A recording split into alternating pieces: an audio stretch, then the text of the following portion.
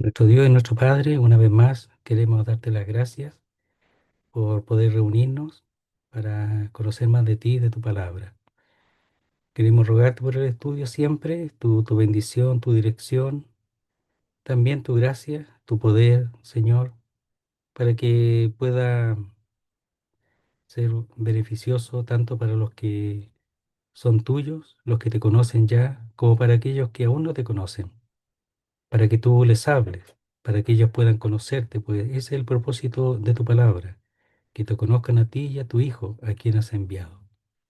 Rogamos por ello, te damos la gracia, por los creyentes, por aquellos que se sumarán al estudio, que tú les ayudes, que tú les libres, Señor, de todo mal, para que podamos juntarnos al calor de tu palabra. Te damos las gracias, Señor, una vez más, y lo hacemos todo en el nombre santo de nuestro Salvador, el Señor Jesucristo. Amén, Señor. Muy bien, vamos a continuar entonces el Evangelio de Juan en el capítulo 3.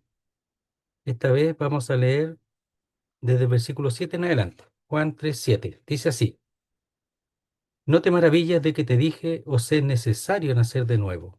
El viento sopla de donde quiere y oyes su sonido, mas ni sabes de dónde viene ni a dónde va. Así es todo aquel que es nacido del Espíritu. Respondió Nicodemo y le dijo, ¿cómo puede hacerse esto? Respondió Jesús y le dijo, ¿eres tú maestro de Israel y no sabes esto? De cierto te digo que lo que sabemos hablamos, y lo que hemos visto testificamos, y no recibís nuestro testimonio. Si os he dicho cosas terrenales y no creéis, ¿cómo creeréis si os dijere las celestiales? Nadie subió al cielo sino el que descendió del cielo, el Hijo del Hombre que está en el cielo. Y como Moisés levantó la serpiente en el desierto, así es necesario que el Hijo del Hombre sea levantado, para que todo aquel que en él cree no se pierda, mas tenga vida eterna. Porque de tal manera amó Dios al mundo que ha dado a su Hijo unigénito, para que todo aquel que en él cree no se pierda, mas tenga vida eterna. Porque no envió Dios a su Hijo al mundo para condenar al mundo, sino para que el mundo sea salvo por él. El que en él cree no es condenado, pero el que no cree ya ha sido condenado, porque no ha creído en el nombre del unigénito Hijo de Dios. Y esta es la condenación, que la luz vino al mundo, y los hombres amaron más las tinieblas que la luz, porque sus obras eran malas. Porque todo aquel que hace lo malo aborrece la luz, y no viene a la luz, para que sus obras no sean reprendidas. Mas el que practica la verdad viene a la luz, para que sea manifiesto que sus obras son hechas en Dios. Hasta ahí la lectura.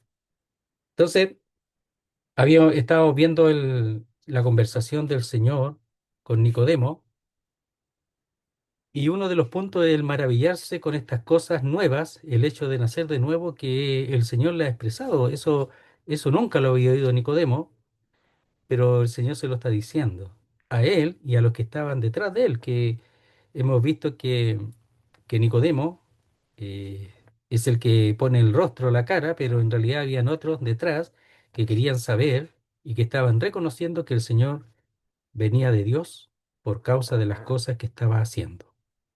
Entonces dice, no te maravillas de que te dije, no os es necesario nacer de nuevo, son cosas maravillosas, y él seguramente lo expresaba en su rostro. Entonces después habla del Espíritu Santo, etcétera, ya lo hemos visto eso. Y en el verso 9 dice, respondió Nicodemo y le dijo, ¿cómo puede hacerse esto? ¿Qué cosa? Lo del nuevo nacimiento por el Espíritu de Dios. Y el Señor le responde, ¿eres tú maestro de Israel y no sabes esto? Deberías saberlo. Eso le está diciendo. O por lo menos le está diciendo, bueno, si no lo sabes, ahora tienes que poner empeño, porque si eres maestro de Israel, deberías saberlo y saberlo bien. Al menos eso le está diciendo, porque muchos maestros de Israel no entendían nada con respecto a la obra del Espíritu Santo, al nuevo nacimiento, que provoca el nuevo nacimiento por medio de la fe. Dice, ¿eres tú maestro de Israel y no sabes esto? De cierto te digo que lo que sabemos hablamos y lo que hemos visto testificamos y no recibís nuestro testimonio. Entonces, el problema de ellos es que no recibían lo que el Señor decía. Se quedaban con lo suyo, con su propia religión. Y mucha gente igual en este tiempo lo hemos expresado, se quedan con su religión y no ponen oído a lo que el Señor dice, a su testimonio. Cuando dice de cierto te digo que lo que sabemos hablamos, seguramente está hablando de Juan el Bautista, de él mismo y tal vez de los profetas del Antiguo Testamento, que son las escrituras que estudiaban los judíos en ese tiempo y Nicodemo las manejaba bien, pero no necesariamente entendía todo, igual que nosotros ahora. Conocemos el Nuevo Testamento también ahora, pero no necesariamente manejamos todo, pero sí procuramos acercarnos a la verdad. Entonces dice, si os he dicho cosas terrenales y no creéis, todas las cosas que el Señor está diciendo era para que ellos creyeran, era para llevarlos a la fe, a que confiaran, a que creyeran, la necesidad de nacer de nuevo. Por ejemplo, eso tenían que creerlo, eran cosas terrenales porque el nacimiento de alguna manera se entendía con respecto a la experiencia humana. ¿Cómo creeréis si os dijera las celestiales? ¿Por qué? Porque así como el cielo es más alto, las cosas celestiales también son más altas y no necesariamente están dadas para darlas a conocer al hombre.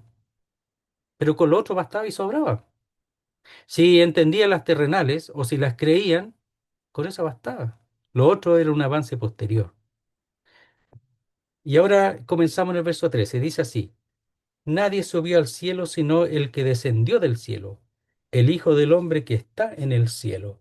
Entonces, al expresarle previamente que el Señor le había dicho cosas terrenales y no creían, ¿cómo creerían si dijera las celestiales? ¿Y por qué él podía decir las celestiales?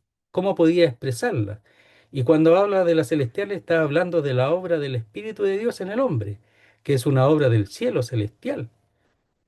El mismo Señor venía del cielo. Y el Espíritu Santo también viene del cielo para hacer la obra en los corazones. Entonces dice, nadie subió al cielo sino el que descendió del cielo, el Hijo del Hombre. Entonces él manejaba bien las cosas celestiales.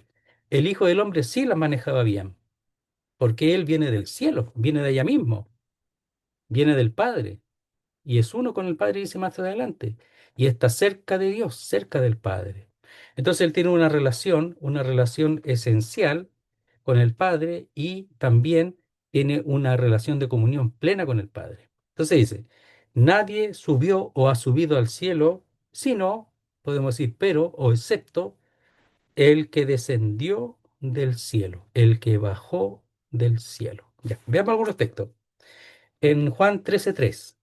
Dice así, Juan capítulo 13, versículo 3, con respecto al hecho de que Él sí viene del cielo, de arriba, y Él conoce las cosas celestiales, pero primero tenían que creer las terrenales, las cosas con sus ejemplos terrenales, las cosas que el hombre conocía.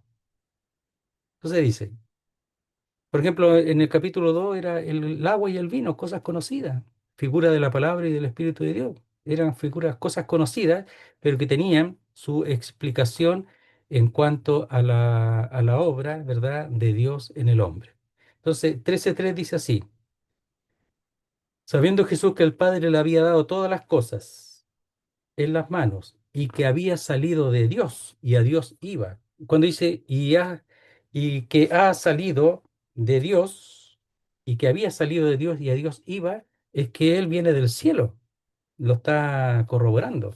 Pero ahí lo está diciendo a los creyentes, ya está avanzando en, en expresiones que no eran todavía prudentes a Nicodemo, pero está avanzando en esa expresión a los creyentes, porque está allí en el aposento alto del capítulo 13 en adelante, por así decirlo, dando la despedida y explicando, y también expresando que si él se fuera, no lo dejaría solo, sino que enviaría al otro consolador, que es el Espíritu Santo. 16:28, está en el mismo contexto del aposento alto. Juan 16:28, dice así. Juan capítulo 6, versículo 28. Dice, salí del Padre y he venido al mundo. Vino del cielo, bajó del cielo, descendió del cielo. Otra vez, dejo el mundo y voy al Padre. ¿Ya? Entonces, Él no solamente viene, sino que ahora va subiendo. ¿Y qué diréis si os dijere que ahora voy al Padre? ¿Cómo vino y ahora va? ¿Y cómo va? ¿Y si va a morir? Si Él mismo dice que va a morir. Ya. Entonces, está hablando del hecho de que Él va a ser levantado y va a ser llevado nuevamente al lugar a la diestra del Padre. Entonces, ahí tenemos otro texto y 17:5. Dice así, el mismo Juan 17:5, todavía está en el aposento alto. Ahora pues, Padre, glorifícame tú al lado tuyo, con aquella gloria que tuve contigo. Es algo ya que había tenido. Lo había dejado por un tiempo para poder venir a hacer la obra de Dios y la voluntad de Dios, pero ahora iba a volver, ahora como hombre, hombre perfecto. O sea, en el cielo hay un hombre que entró perfecto, que es el Señor. Dice, ahora pues, Padre, glorifícame tú al lado tuyo, con aquella gloria que tuve contigo antes que el mundo fuese. Entonces Él es las primicias, ¿verdad? De toda una cosecha que son todos aquellos que creen en el Señor, que serán semejantes al Señor y que estarán con Él para siempre. Todos los que han creído, desde especialmente, en este caso, desde el día de Pentecostés en adelante. Entonces dice, nadie subió al cielo sino el que descendió del cielo, es decir, el Hijo del Hombre que está en el cielo. Entonces cuando habla del Hijo del Hombre, está hablando del hombre perfecto, pero el hombre que es hombre y es Dios a la vez. Por eso es perfecto, nunca pecó, nunca hizo mal, nunca habló mal, nunca. Entonces Él es el hombre perfecto, el representante perfecto del hombre y lo triste, en un sentido, lo terrible, pero glorioso, es que Él habría de llegar a la cruz, porque después dice que es necesario que el Hijo del Hombre sea levantado. Pero para eso tenía que ser observado y reconocido con esa perfección que Dios exigía del sacrificio para poder ser llevado a cabo. Entonces dice, nadie puede de los hombres revelar las cosas celestiales. Ningún hombre, porque nunca un hombre ha ido al cielo. Él sí, po. Él viene del cielo y irá al cielo nuevamente.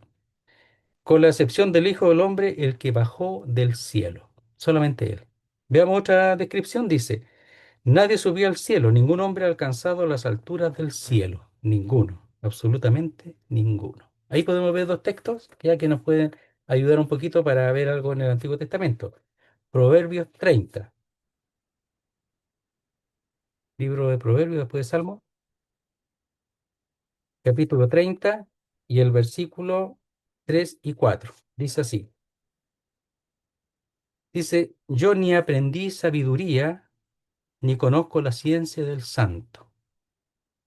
¿Quién subió al cielo y descendió? No había nadie.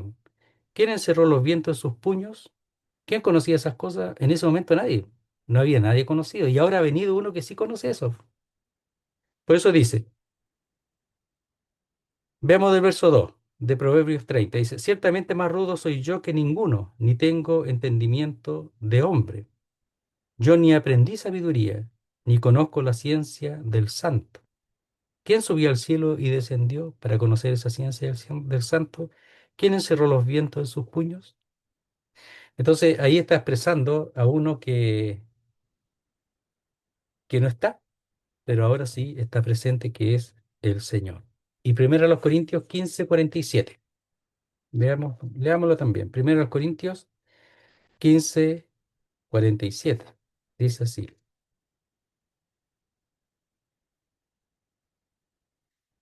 Dice, el primer hombre es de la tierra terrenal, es decir, Adán, del cual, el cual es nuestro representante y del cual hemos recibido la herencia, pero también por imputación, el hecho del pecado. Por herencia porque venimos de Adán y por imputación porque todos los hombres traen el pecado o la semilla o el germen del pecado. Entonces dice, el segundo hombre que es el Señor es del cielo. Entonces, el segundo Adán tiene una característica distinta, que es hombre, porque dice, el segundo hombre es hombre, Dios hecho hombre. Dice que el Señor es del cielo, es del cielo.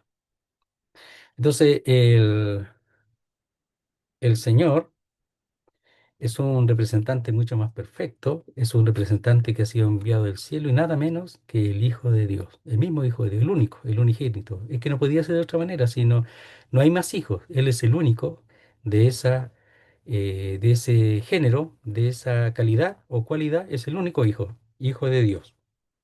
Entonces dice después el Hijo del Hombre, ¿ya? Entonces hemos leído, nadie subió al cielo sino el que descendió del cielo. ¿Quién ha subido al cielo? ¿Quién ha ido? ¿Quién conoce o tiene la ciencia del cielo? Nadie, solo Él, el Hijo del Hombre que está en el cielo. Entonces cuando dice ese que está en el cielo, en muchas copias no aparece, pero tampoco sería algo fuera de lugar en cuanto a la realidad o a la interpretación, porque realmente Él como Dios está en el cielo siempre.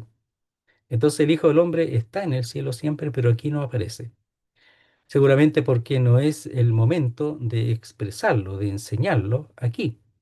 De alguna manera, como hemos visto ahí en el aposento alto de Juan 13 al 17, sí dice cosas a los creyentes que no le dice a Nicodemo todavía.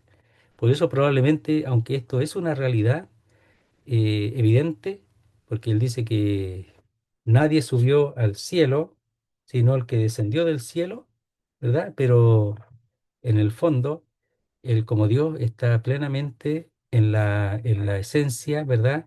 De la Trinidad. Está allí, plenamente, completamente en su participación de la deidad. Entonces, veamos un poquito lo que es el Hijo del Hombre, ¿ya? Mateo 16:27. Solamente como para tener una idea y decir algo también. Mateo 16:27 dice así.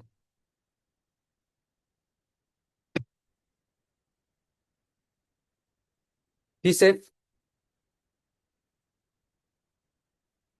porque el Hijo del Hombre vendrá en la gloria de su Padre con sus ángeles, y entonces pagará a cada uno conforme a sus obras. Entonces el Hijo del Hombre tiene autoridad, la autoridad de Dios, divina. Por eso dice, porque el Hijo del Hombre vendrá en la gloria de su Padre con sus ángeles, y entonces pagará a cada uno conforme a sus obras. Y eso que previamente Él está dando a conocer, anunciando su muerte. ¿Y cómo ha venido ese juicio? Bueno, porque la enseñanza ordenada expresa que Él vendrá porque será levantado o justificado en el sentido de ser levantado de entre los muertos. Veamos Juan 6:62, el mismo libro que estamos estudiando. Juan 6:62. Dice así, dice, pues qué si vierais al Hijo del Hombre, el texto que habíamos mencionado, pues qué si vierais al Hijo del Hombre subir a donde estaba primero. Entonces dice, verso 60, leámoslo, dice, al oírla, muchos de sus discípulos dijeron, dura es esta palabra. ¿Quién la puede oír? El hecho de que tenían que, al creer en Él, tenían que comer su carne y beber su sangre. Sabiendo Jesús en sí mismo que sus discípulos murmuraban de esto, le dijo, ¿esto os ofende? Pues, ¿qué si vierais al Hijo del Hombre subir a donde estaba primero? Entonces, cada vez le da revelaciones más complejas. ¿Ya? Entonces, en el fondo, hay cosas que al hombre puede, incluso aquí en este caso, ofenderle, pero decir, ¿pero cómo? Porque ellos no dijeron, oh, qué maravilloso, tan grande, es difícil de entenderlo, pero es una realidad maravillosa. No, ellos pero ¿cómo puede hacerse esto? ¿Cómo? ¿Ya? Y los discípulos, ya, que eran judíos algunos. Entonces, y muchos lo dejaron después, muchos de sus discípulos que estaban, por así decirlo, incrédulos de que eso fuera real, lo dejaron.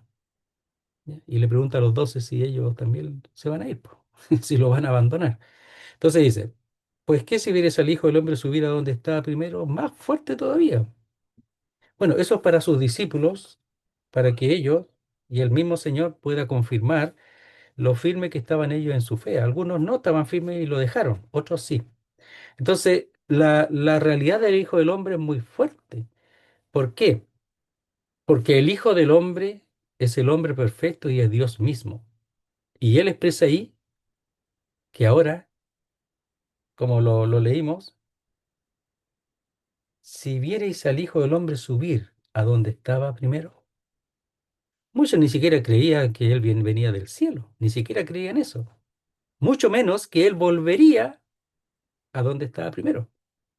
Entonces sus revelaciones son muy fuertes. Entonces, aquí en Nicodemo, que aún no es creyente, va paso por paso. Por eso es muy difícil, o sea, por esa causa, el hecho de que aquí diga que está en el cielo, es muy difícil que sea una revelación de ese momento. No es que no sea real, pero probablemente sea posterior. Verso 14. Y avanza con Nicodemo. Y como Moisés levantó la serpiente en el desierto, así es necesario que el Hijo del Hombre, nuevamente el Hijo del Hombre, sea levantado. Entonces, después lo llama como hijo, pero aquí lo expresa como el Hijo del Hombre. Entonces, algunos enseñan, y no es que no estén cercanos, pero aparentemente, en lo personal a uno le parece que no es tan así, no sería tan así, cuando dice en el verso 12. Si os he dicho cosas terrenales y no creéis, ¿cómo creeréis si os dijera las celestiales? Y algunos piensan que de aquí hasta el 16, 17, incluso hasta el 21, pero más hasta el 18, ¿ya? Que estaría hablando de las cosas celestiales, el hecho de que el Hijo del Hombre sería levantado, etcétera. A mí me parece que no, ¿ah? Que no es tan así. ¿Por qué? Me parece que las cosas celestiales son más profundas y son expresadas después, en el aposento alto. Y no estaría mal pensarlo de antes, pero me parece que es más seguro después, porque todavía no está en condiciones de recibirlo, como hemos dicho, Nicodemo, y todavía está hablando de las cosas terrenales. La serpiente que fue levantada en el desierto es algo terrenal, que ellos entienden y conocen. Conocen un asta, conocen una serpiente hecha de bronce. Ellos son cosas conocidas, que ellos harían otras figuras, pero era cosa conocida. Entonces me parece que todavía están las terrenales y esas son las que tenía que creer primero. Porque dice, si os digo las cosas terrenales o decimos las cosas y no creéis, bueno, sigue insistiendo para que crean las terrenales. ¿Cómo le decir las celestiales? Si ni siquiera aún creían las terrenales. Entonces aquí, de una manera, pero no significa que esto sea algo sencillo o algo que todo debería entender tan fácilmente, es un asunto de fe. Pero si no creen estas, menos creerían si él expresara la celestial. Y él no tiene ningún problema de expresar la celestial porque él viene del cielo y él está en el cielo realmente, pero no es el nivel a expresar ahora. Entonces dice, y cómo Moisés levantó la serpiente en el desierto. Y cómo Moisés. Esa palabra como es un comparativo. ¿Ya? Está comparando, ¿verdad? Dice, y cómo Moisés, o así, de esta manera, como Moisés levantó la serpiente en el desierto. Conocemos la historia, pero va a ver ahí de manera rápida. Así es necesario, nuevamente, el comparativo, la comparación. Nuevamente, así como fue levantada la serpiente en el desierto, así es necesario o debe ser o debe llegar a ocurrir que el Hijo del Hombre sea levantado. Eso estaba establecido. Nos está dando una idea. El Señor aquí, hablando con Nicodemo, no está hablando de algo que a él se le ocurre que podría ser bueno o que sería importante que ocurriera, que aconteciera. No. Aquí está diciendo, así es necesario que el Hijo del Hombre sea levantado. O sea, menos que eso no, es necesario. Había una necesidad de que aquel sustituto que él conocía, Nicodemo del Antiguo Testamento, fuese entregado. Pero habían luces en el Antiguo Testamento que ahora seguramente está en Nicodemo despertando y aclarando la situación. Ah, eso era entonces. De eso se trata. Claro, porque ¿qué relación tiene la serpiente en el desierto? Bueno, él seguramente ahora lo uniría, ¿verdad? En cuanto a la relación con el pecado, con el pecado. Entonces la serpiente, el ser levantada la serpiente tiene relación con el pecado de Israel. Y el ser levantado el Hijo de Dios, después va a decir que tiene que ver con el pecado del mundo. Qué hermoso, ¿ah? Entonces, veamos un poquito ahí en Números, ¿verdad? Capítulo 21. Números 21, dice así.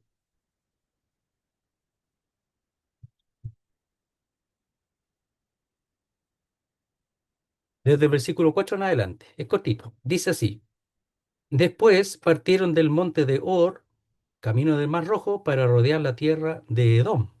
Estaban aquí en el desierto. Y se desanimó el pueblo por el camino. Todos nos desanimamos, ellos también.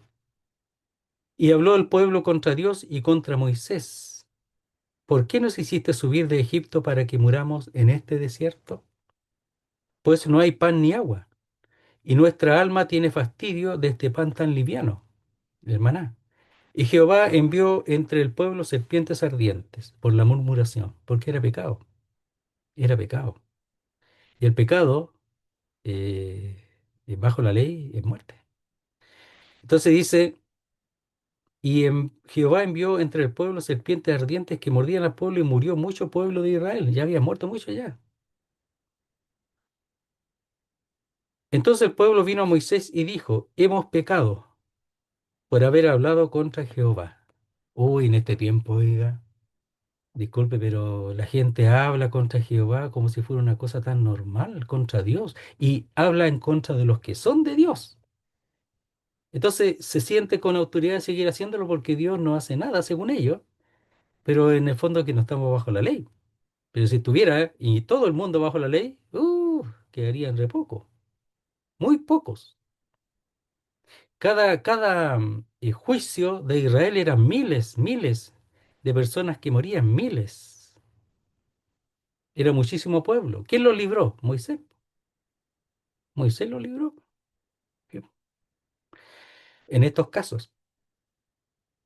Entonces hay que tener cuidado con lo que se dice, pero en el fondo se expresa lo que tiene el corazón. Pero si uno conociera mejor las cosas, se daría cuenta que el Señor se expresa y se manifiesta como lo que es el Señor y que Él hace juicio. No significa que no los ame. Lo que pasa es que el pecado no tiene. El pecado ahí no había nada, nada que lo librara del pecado. Y es por eso tan importante la serpiente. Y que la serpiente, hecha de bronce y puesta en un asta, sea la figura, ¿ya? O el tipo, ¿verdad? O la figura de aquel que habría de venir, porque tiene que ver con el pecado. Y sin esa asta, esa serpiente levantada en esa asta, ninguno hubiese sobrevivido. Ninguno, ninguno, ninguno.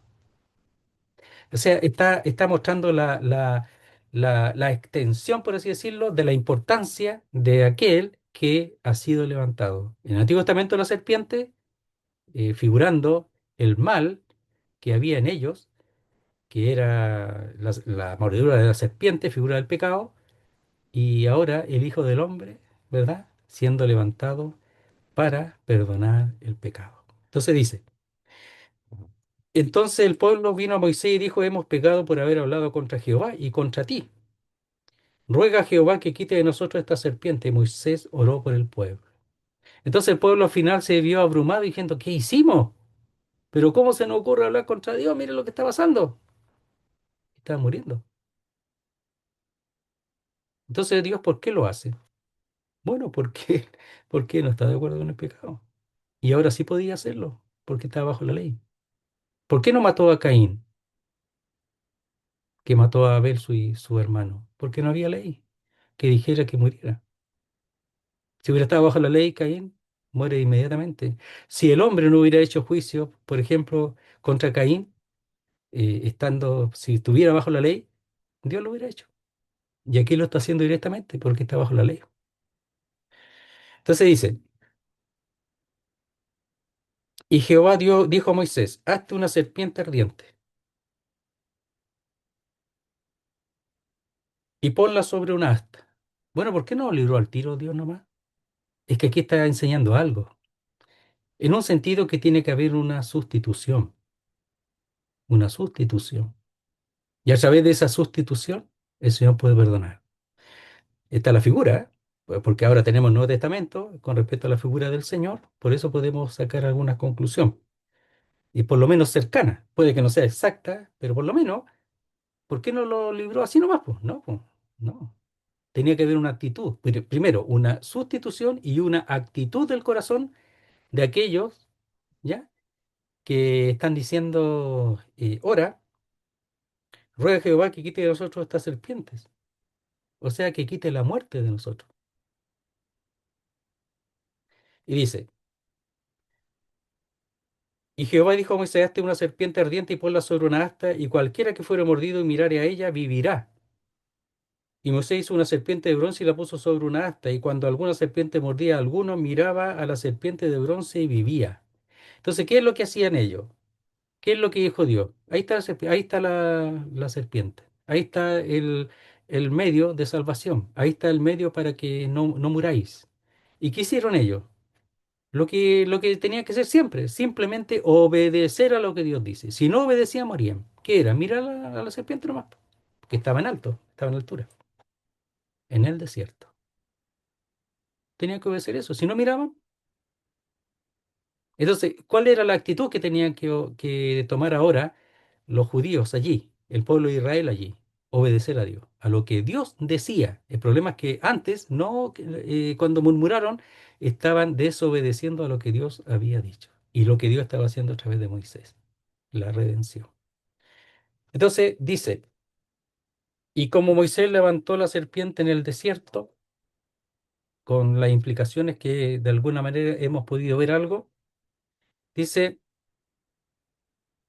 así es necesario que el Hijo del Hombre sea levantado. ¿Qué era la serpiente? Una cosa, lo expresa como una cosa de bronce. Segunda de Reyes 18:4. Era una cosa nomás, po. Entonces dice, bueno, ¿por qué esa cosa salva? Los libra. Bueno, porque Dios lo hizo así. Porque Dios le dijo que lo hicieran así, que miraran, y punto. Dios lo dijo. El problema de ellos es que Dios decía algo y ellos decían otra cosa. Se lo contradecían a Dios. Ese era el problema. Y es lo que sucede hasta el día de hoy. Pero ¿por qué tengo que hacer eso si yo soy libre, yo puedo hacer lo que quiera? Pero ¿por qué tengo que obedecer a Dios? ¿Por qué tengo que hacerle caso a Dios? No lo hagas, pero el no obedecer a Dios trae consecuencias. Y en este caso, y en todos los casos, es la muerte. Entonces dice, verso 4 de Segunda de Reyes 18, dice, Él quitó los lugares altos, ¿ya? Aquí está hablando de Ezequías, rey Ezequías, y quebró las imágenes, y cortó los símbolos de acera e hizo pedazo a la serpiente de bronce que había hecho Moisés, porque hasta entonces le quemaban incienso los hijos de Israel y la llamó Neustán, que significa cosa de bronce. En sí mismo no tenía ni un poder, pero sí, como eh, fue hecho, fue construido, ¿ya? Porque era la voluntad de Dios así para librarlos, bueno, ahora igual, pero mucho más él se libra de su hijo, que aquí es expresado como el Hijo del Hombre. Entonces el Hijo del Hombre tenía que ser aquí. ¿Por qué? Porque el Hijo del Hombre es el único que en su perfección podía librar al hombre, el único que podía satisfacer a Dios con su ser y con su vida perfecta. Nadie más, solo él, el Hijo del Hombre. Entonces dice, así es necesario que el Hijo del Hombre sea levantado o exaltado. No importa que demoremos mucho en este versículo, vamos a ver hasta dónde alcanzamos, pero vamos a ver alguna descripción para aclarar todo lo que se ha dicho. Dice, para los israelitas la liberación de la muerte procedía de Dios mismo, como se lee en uno de los libros devocionales y comentarios de enseñanza hebreos. Dice así, los que se volvían hacia la serpiente eran salvados, no gracias a lo que veían, sino gracias a Él, el Salvador de todos, porque Él lo había dicho. Eso es el libro de sabiduría, son libros judíos, ¿ya? De donde ellos comentan, comentarios judíos. Pero, ¿la serpiente tenía el poder sobre la vida y la muerte? No, sino que servía para enseñar que los israelitas se sanaban porque al mirar hacia arriba ponían su confianza en su Padre que está en los cielos. Así lo miraban, en la Misná de los israelitas. Entonces, vamos a ir viendo algunos pensamientos de los israelitas que ayuda a ver cómo era su mente y lo que pensaban de ciertas cosas que no eran fuera de lugar. El significado de mirar la serpiente es interpretado como volver el corazón hacia la misericordia de Dios. Ahí ellos no necesariamente estaban volviendo el corazón hacia la misericordia de Dios, pero era la figura, el significado, porque ellos miraban nomás y listo. Si Dios dijo, mira a la serpiente y yo miro, no, no quiero lo que Dios dijo y miro para otro lado, me muero, porque la serpiente me mordía, iba a morir, porque era venenosa. Y fueron enviadas para eso, para matar. Pero Dios intervino. Y lo único que tenían que hacer es mirar, no importa cómo mirara, pero ahí tenían que mirar. El significado de mirar a la serpiente es interpretado como volver el corazón hacia la misericordia de Dios, que es volverlo a Dios mismo. Cuando es levantado el Señor aquí, el mirar al Señor es primeramente mirar lo que Dios ha hecho. Primeramente eso. Después vendrá la comprensión previa con respecto a la necesidad de nacer de nuevo, de la obra del Espíritu Santo. Todo eso. Otra descripción dice, la serpiente de bronce es símbolo de salvación y de vida, por tanto, en el plan de redención era necesario que el Hijo del Hombre también fuese levantado, para poder dar salvación no a un pueblo limitado, sino a todo aquel que crea en él. ¿Ya? Ahí podemos leer en Gálatas 3:13 como un punto así general, tiene que ver con la ley. Gálatas 3:13 tiene que ver con el hecho de la ley, dice, Cristo nos redimió de la maldición de la ley, hecho por nosotros maldición, porque está escrito, maldito todo es el que es colgado en un madero. Aquí está hablando un poco más de la ley, ¿ya? Pero sí, en la misma ley dice que maldito es todo aquel que es colgado en un madero, ¿ya? Y aquí está hablando de la misma expresión de ser levantado. Se pueden mencionar los siguientes puntos de comparación con respecto a la serpiente y el Hijo del Hombre. En ambos casos, en Números y en Juan capítulo 3, la muerte amenaza como castigo del pecado. En ambos casos. B. En ambos casos es Dios mismo el que en su gracia soberana provee un remedio. C. En ambos casos el remedio consiste en algo o alguien que debe ser levantado a la vista de todos, porque es para toda la salvación, no para algunos. Entonces, por eso era importante el que la serpiente fuera levantada y también el Señor. En ambos casos, todos los que con corazón creyente miran a qué, o a lo que, o a aquel que es levantado, es decir, a la serpiente o al Señor, son curados, son curados. Entonces, como Moisés levantó la serpiente en el desierto, le dice a Nicodemo, así es necesario que el Hijo del Hombre sea levantado. Entonces, Nicodemo tenía que pensar, bueno, ¿fue levantado para qué? Para librar del pecado. Entonces el Hijo del Hombre también, también. Entonces iba avanzando con Nicodemo, paso a paso. Esta es una forma muy importante como para entender cómo tratar a la gente, cómo hablar a la gente, cómo, según lo que entienda, por eso es importante conocer a la gente. El Señor no tenía necesidad de preguntarle a Nicodemo qué entendía o qué no entendía, porque él lo sabía, pero nosotros no. Entonces, hablar a la gente, a las personas, es muy importante el adquirir un poquito, ¿ya? No para saber su vida, ni conocerlo, ni desnudar su vida, ¿ya? De las cosas, todas las cosas que ha hecho, no, sino simplemente entender qué es lo que piensa, qué entiende hasta ese momento para ayudar a avanzar. Y eso es lo que está haciendo el Señor. En algunas preguntas el Señor quizás fue un poco rudo, porque en el fondo, tú quieres saber todo? ¿Y para qué quieres saber lo que no te va a servir para tu fe?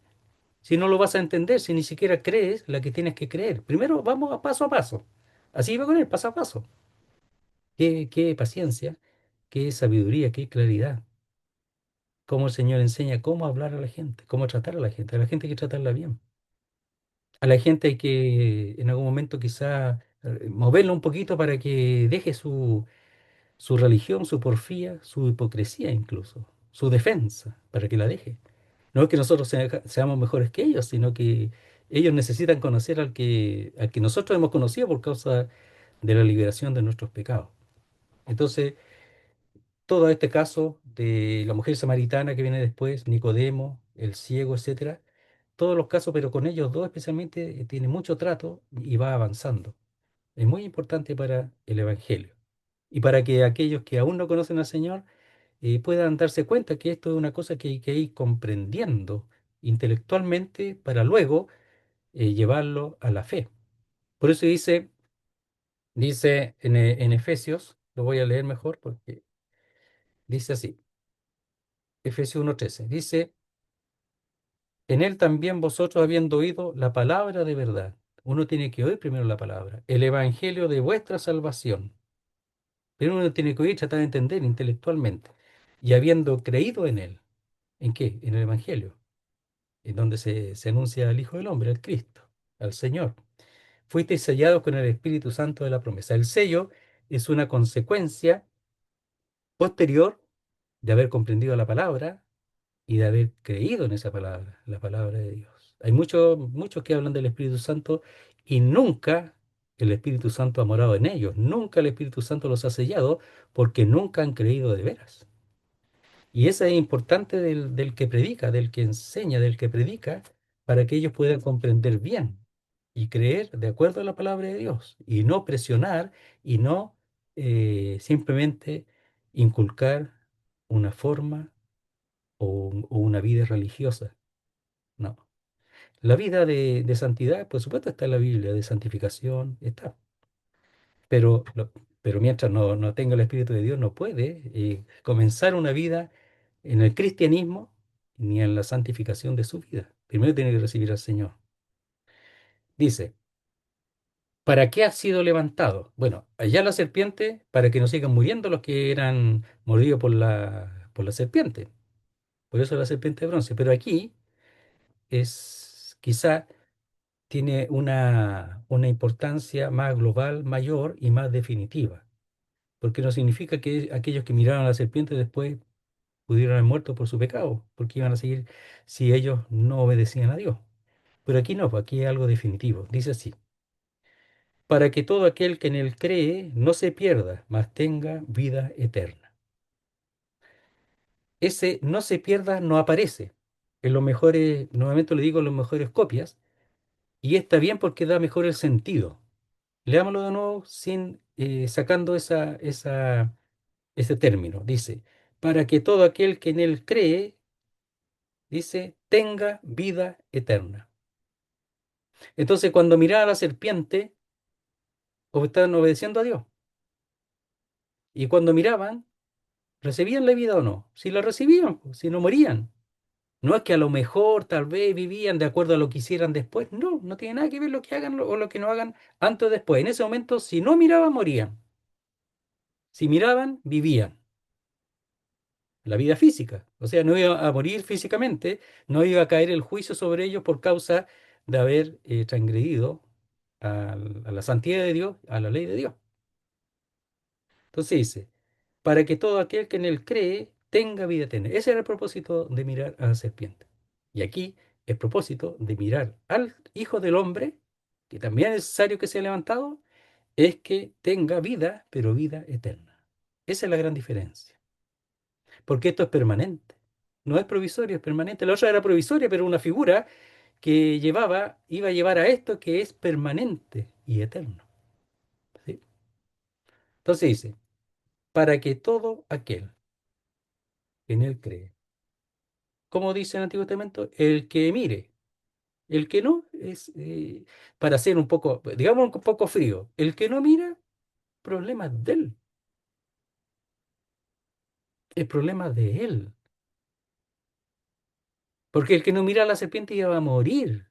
Y si él decidió, porque seguramente muchos decidieron no mirar a la serpiente, si el hombre cuando quiere ser duro, como nosotros lo hemos sido mucho tiempo también, gracias al Señor que después muchos hemos comprendido, pero el seguir en esa dureza simplemente lleva a la muerte. Entonces, esos que no miraron por decisión personal, individual, no, murieron ahí mismo, en ese momento, en ese instante. Entonces, para que todo aquel que en él cree, es lo mismo, es individual, es independiente. Él llama a cada persona a creer. Y todo aquel que en él cree, dice, tenga vida eterna. ¿Cuándo? En el momento que cree. Entonces, Nicodemo, ¿qué le faltaba? Creer. Si yo os he dicho todas estas cosas terrenales, todos estos ejemplos, y que tú conoces la Escritura, y no crees, y dice no creéis, porque en el fondo está hablando por todo lo que estaba detrás de Nicodemo, ¿verdad? Poniéndolo a él delante para que hiciera esta consulta al Señor. Él venía con otra intención, sí, po, pero el Señor de inmediato le habla con respecto a la necesidad de nacer de nuevo y de creer qué cosa, lo que el Señor ha hecho, levantar al Hijo del Hombre.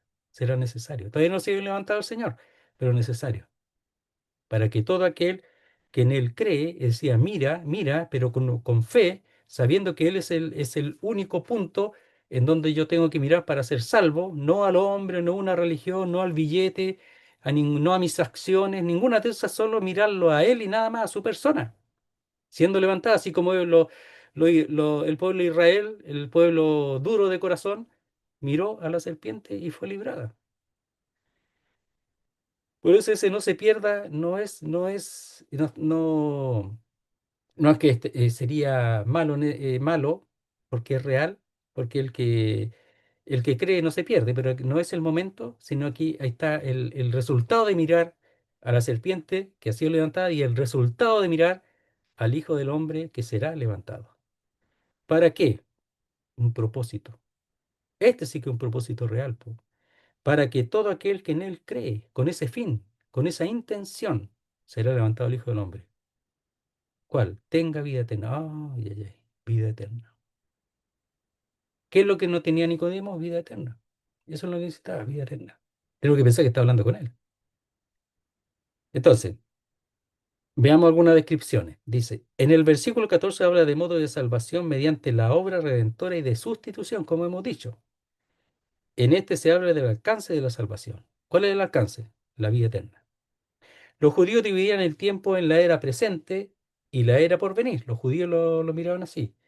Pero el adjetivo se usaba para referirse a la vida en la era por venir y no en la era presente. ¿Cuál? La vida eterna. Se usaba para lo por venir, la eternidad, lo que venía.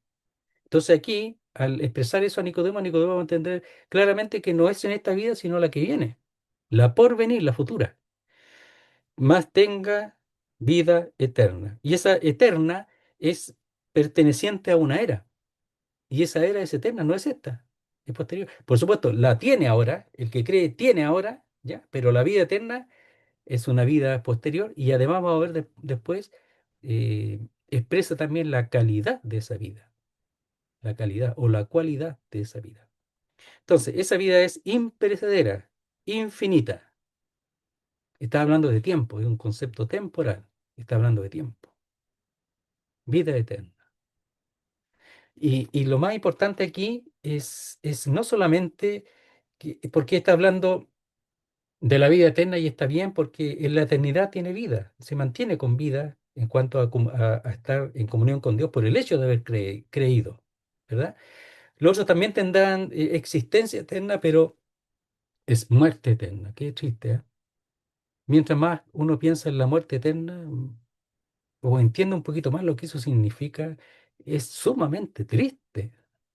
Que el hombre habiendo sido levantado al Señor y solamente mirarlo a Él con fe, a través de la palabra de Dios, entendiendo el Evangelio, etcétera, y mirarlo con fe, puede tener vida y no quiere tener vida. Es triste pensar que esa persona, sea quien sea, nunca, nunca disfrutará de la vida eterna, de la vida de Dios.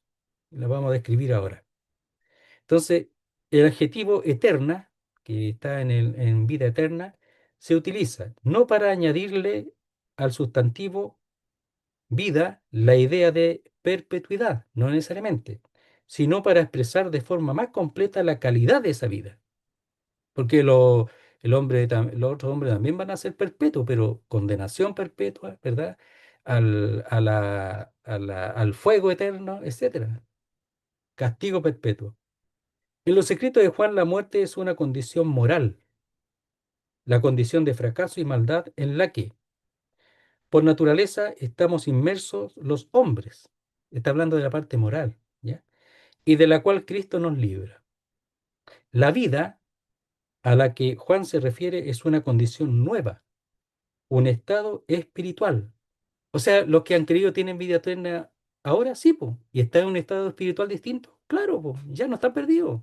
Definitivamente no están perdidos.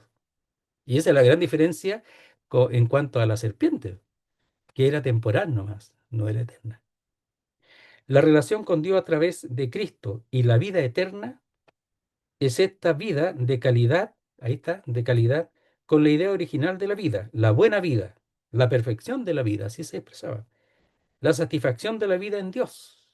Además, la vida regida por el orden divino está fuera del alcance del cambio, el deterioro o la extinción. Y ahí podemos ver un texto aquí, ¿ah? En Primera de Pedro, me parece que es, a ver, en cuanto a la herencia, ¿ya? Algunos seguramente ya están pensando en ese texto. Primera de Pedro, capítulo 1, versículo 3 dice así. Bendito el Dios y Padre de nuestro Señor Jesucristo, que según su grande misericordia nos hizo renacer para una esperanza viva, por la resurrección de Jesucristo de los muertos. Porque así como Él resucitó, también nosotros, los creyentes, resucitaremos. Y lo expresa en Primera de Juan, que seremos semejantes a Él, porque le veremos tal como Él es. Para una herencia incorruptible, incontaminada, inmarcesible, reservada en los cielos para vosotros. Entonces, es una calidad distinta. Esta vida está contaminada, se marchita y también se corrompe. La vida de Dios no se desgasta nunca, nunca, nunca. Y dice después en Pedro ahí que seremos guardados, reservados para disfrutar de esa vida. Entonces nos pregunta, bueno, ¿cuál es la intención? ¿Cuál es la sabiduría de aquel hombre que rechaza esta vida? De aquel hombre o mujer que rechaza esta vida que solamente está en Cristo. Y es poner la mirada en Él a través de su palabra, ¿verdad? No lo vemos, pero sí en su palabra se expresa y se muestra. Mirar a Él, mirar a esa persona que ha sido levantado, será levantado, para que todo aquel que en Él cree tenga vida eterna. Es su única gran intención, pero una intención que no puede llevarse a cabo por nadie más sino por Él, el dar vida eterna a todo aquel que cree. Muy bien, vamos a dejar hasta ahí este estudio y vamos a continuar mediante en otra ocasión que nos reunamos. Vamos a orar al Señor. Nuestro Dios y nuestro Padre, queremos darte las gracias por tu palabra, porque cuando vemos realmente nos animamos, nos gozamos al ver estas presusuras, pero que te costó tanto a ti el entregar a tu Hijo, y le costó tanto a Él entregar su vida. Pero el amor tuyo es el mismo amor del Señor. El amor lo movió hasta el final y Él hizo tu voluntad. Pero era necesario que Él fuese levantado. Qué hermoso es poder tirar esta línea con aquella experiencia que hubo en el desierto. Pero esta es mucho más gloriosa.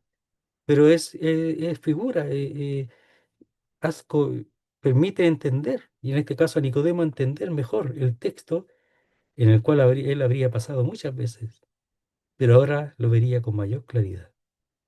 Está ahí para que ahora comprendamos la profundidad de la obra del Señor y de la profundidad del hecho de que era necesario, era totalmente necesario, debería ser así y fue así porque hasta ese momento no se había cumplido que el Hijo del Hombre fuese levantado.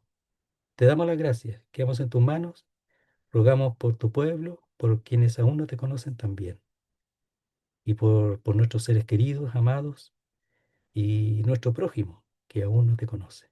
Te damos las gracias, quedamos en tus manos y lo hacemos todo en el nombre santo de nuestro Salvador, el Señor Jesucristo. Amén, Señor. Muy bien, Amén, sí. muchísimas gracias.